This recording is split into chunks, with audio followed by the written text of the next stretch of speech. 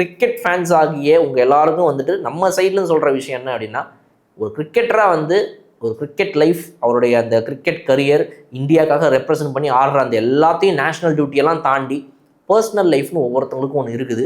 அந்த பர்சனல் மூமெண்ட்ஸை ஒவ்வொருத்தவங்களும் வந்து செரிஷ் பண்ணணும்னு நினைப்பாங்க. தனக்கு குழந்தை பிறக்கிற ஒரு மூமெண்ட் அப்போ வந்து ஒரு பிளேயர் லீவ் போட்டு போனார்னா, நீ எல்லாம் ஒரு கேப்டனா, என் கேப்டன் அன்னைக்கு வந்து குழந்தையே பிறந்தாலும் பரவாயில்ல, நான் இந்த நேஷனல் டியூட்டியை முடிச்சுட்டு தான் போய் பார்ப்பேன்றான், அவன் தான் ஏன் கேப்டன் அப்படின்னு நம்ம சொல்கிறதெல்லாம் வந்து ஒதுக்கி வச்சிடணும். ஒவ்வொருத்தவங்க ஒவ்வொரு மாதிரி.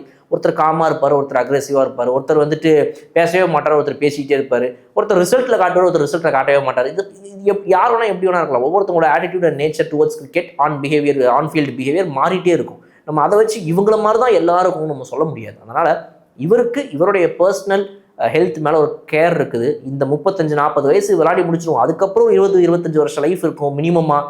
இன்னொரு 50 வருஷம் கூட வாழலாம். அன்னைக்கு அந்த முதுகை பற்றி யோசிச்சுட்டே ஃபீல் பண்ணிட்டு எவ்வளோ நாள் வாழ முடியும்? அதனால் அவருடைய உடம்பை பற்றி அவருக்கு தான் தெரியும்.